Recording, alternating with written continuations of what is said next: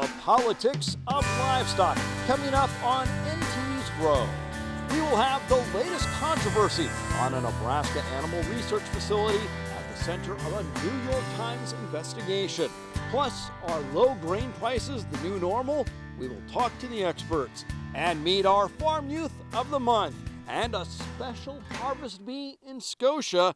Grow starts now.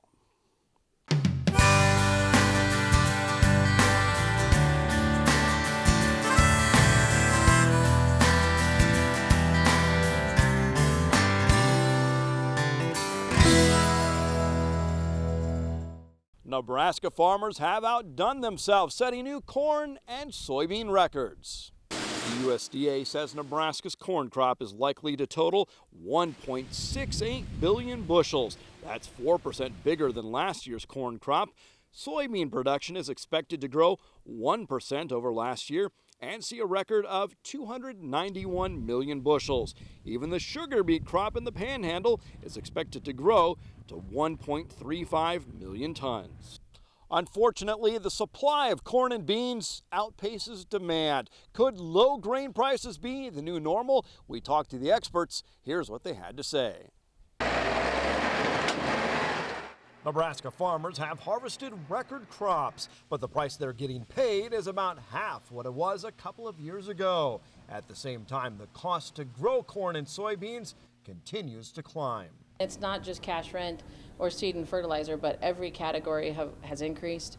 And some of those are things that we can trim back down, some things that were nice and fun to have, but maybe weren't required as part of the business. I took our average family living in taxes. And because farming isn't just a business, but a way of life, Tina Barrett says farmers need to take a hard look at family expenses. That may mean cutting a Netflix subscription or going with a cheaper cell phone plan. Already, farmers have cut back on big ticket purchases. Backed off on machinery purchases, and I think some of them, in order to deal with the situation they're in now, may end up changing their consumption habits a little bit, and so certainly I think there will be some ramifications on Main Street. Economists say low grain prices may be the new normal. Technology allows farmers to grow more with less, and these days grow more than there's demand for. The high value of the dollar hurts exports, and economists don't see a quick turnaround. There's nothing on the horizon suggesting $5 corn is anywhere near to return. Experts say the bottom line, farmers need to grow crops as efficiently as possible, market them smartly, and control costs on the farm and home.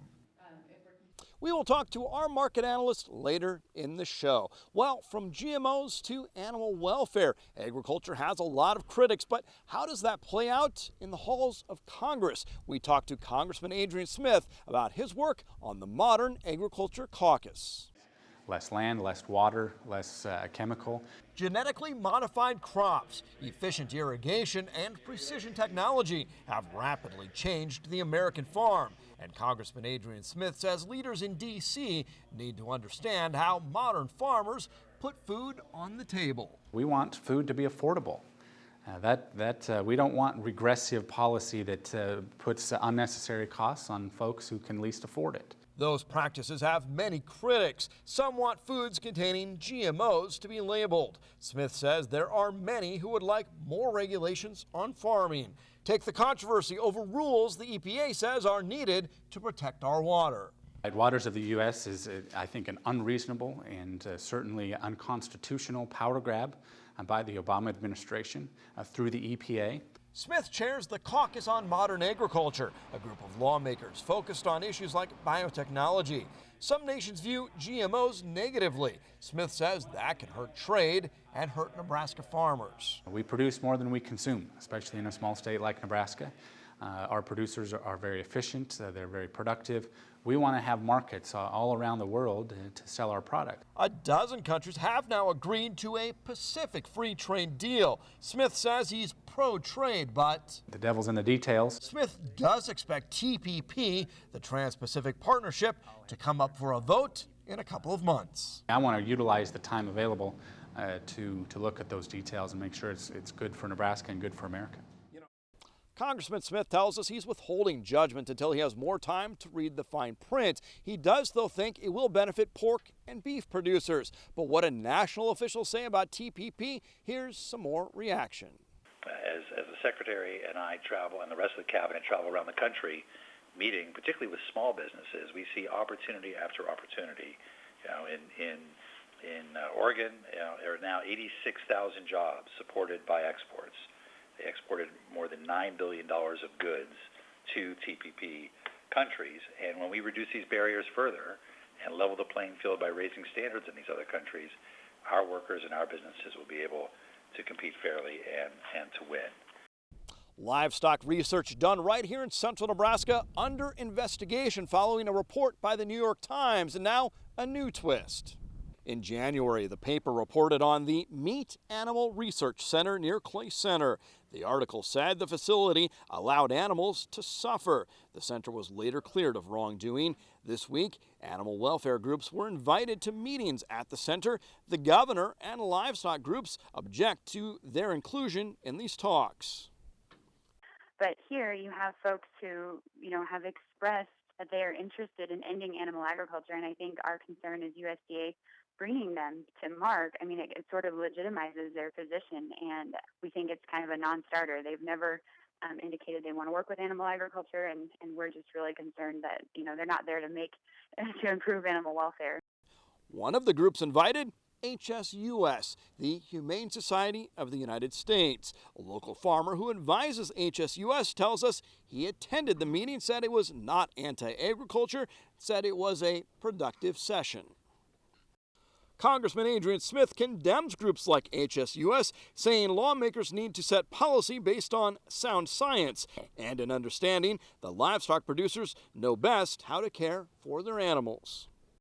Let's face it, there are several agendas in Washington that aren't favorable to livestock producers, but let's also say that it's not favorable to consumers.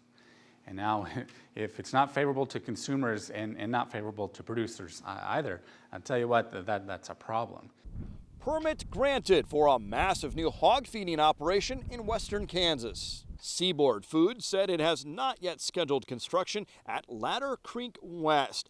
It will have 120 swine buildings and hold up to 132,000 pigs. Approval comes despite opposition from environmentalists who question whether this part of the Ogallala Aquifer has enough water left to properly operate the facility. Seaboard contends its flow tests of wells show sufficient water. State lawmakers tackle the issue of school funding and property taxes. The unicameral's Education and Revenue Committees held hearings this past week. Nebraska Farm Bureau President Steve Nelson testified. He says property taxes on ag land is just a symptom of a larger problem with the inequity in the way we fund schools. Nelson said in rural districts, a single farm provides enough to financially support 5 or 6 students, while taxes in town aren't enough to support 1 student. The legislature begins its session in January. It's a good time to be an Aggie at NCTA. The Nebraska College of Technical Agriculture is celebrating its 50th anniversary this weekend. NU President Hank Bound says there's never been a better time to be at NCTA. He said there's momentum at the campus in Curtis. The school started in 1965 with no state dollars and offered just 2 programs, egg machinery and egg drafting. Now they offer a range of programs to a record 500+ students.